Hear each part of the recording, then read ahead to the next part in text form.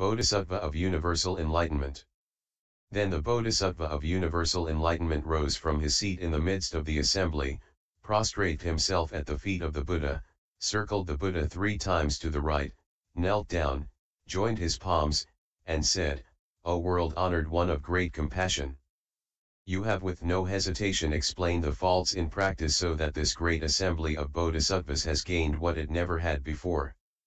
Their minds are thoroughly at peace and they have gained a great, secure, and steadfast teaching as a guiding vision for their practice. 50. World-honored one, sentient beings in the Dharma-ending age will gradually be further away from the days of the Buddha. The sages and saints will seldom appear, while the heretical teachings will increase and flourish. What kind of people, then, should sentient beings seek to follow? What kind of dharma should they rely on? What line of conduct should they adopt? Of what faults in practice should they rid themselves? How should they arouse the Bodhi mind so that the blind multitude can avoid falling into erroneous views? Having said these words, he fully prostrated himself on the ground. He made the same request 3 times, each time repeating the same procedure. At that time the world-honored one said to the Bodhisattva of Universal Enlightenment, "Excellent, excellent.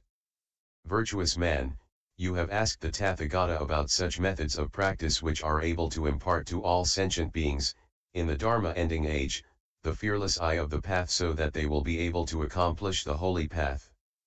Listen attentively now. I shall explain it to you." Hearing this, the Bodhisattva of Universal Enlightenment was filled with joy and listened silently along with the assembly. Virtuous man, sentient beings in the Dharma-ending age who wish to arouse the great mind should search for a good teacher. Those who wish to practice should look for one who has correct views in all aspects. Such a teacher's mind does not abide in characteristics. He has no attachment to the realms of Sravakas and Pratyekabuddhas. Though expediently manifesting worldly afflictions, his mind is always pure. Though displaying misdeeds, he praises the practice of purity and does not lead sentient beings into undisciplined conduct and demeanor. If sentient beings seek out such a teacher, they will accomplish unexcelled perfect enlightenment. 51. If sentient beings in the Dharma-ending age meet such a teacher, they should make offerings to him even at the expense of their lives, not to mention their food, wealth, spouse, children, and retinue. Such a teacher always reveals purity in the 4 modes of conduct. 52. Even if he shows misdeeds and excesses, disciples should not give rise to pride and contempt in their minds.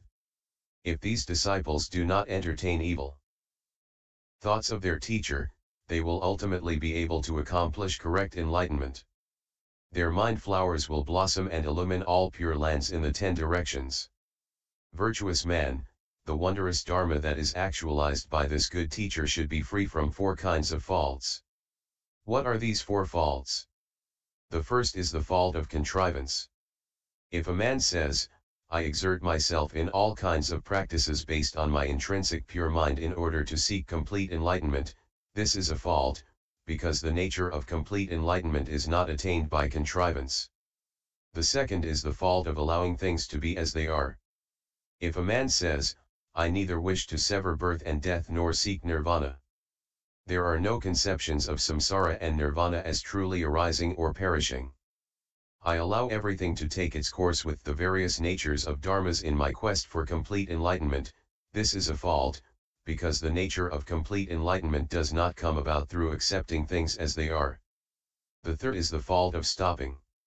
If a man says, "In my quest for complete enlightenment, if I permanently stop my mind from having any thoughts, then I will attain the quiescence and equality of the nature of all dharmas," this is a fault, because the nature of complete enlightenment does not conform with the stopping of thoughts.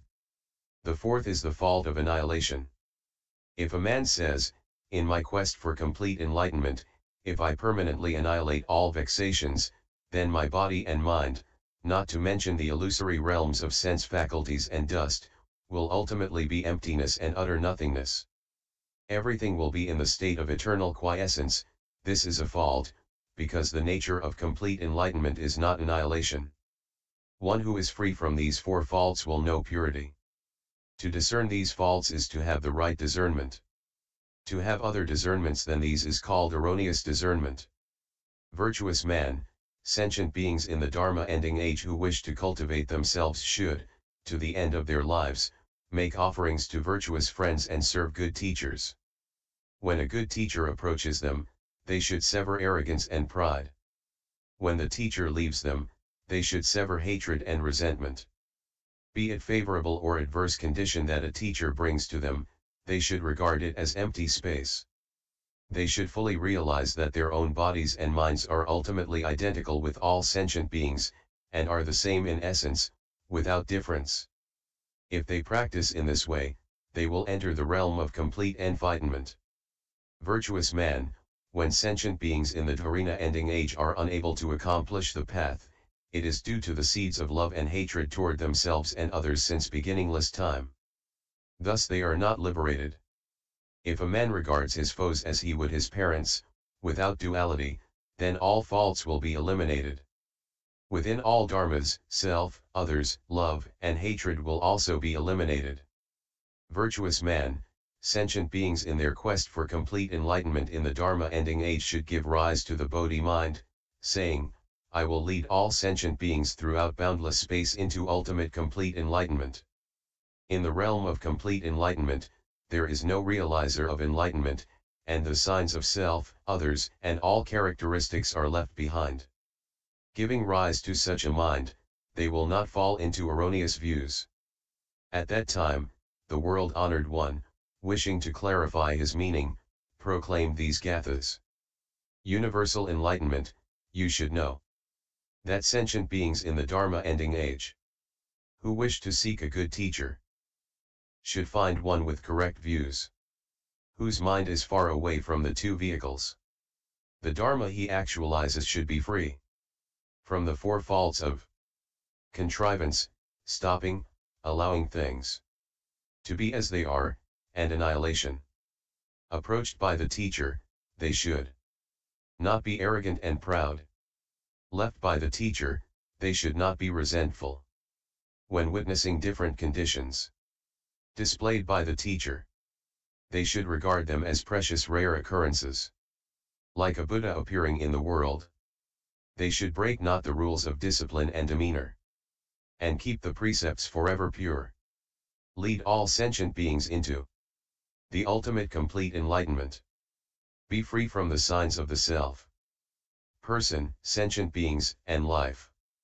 When relying on correct wisdom, they will transcend erroneous views, actualize enlightenment, and enter parinirvana.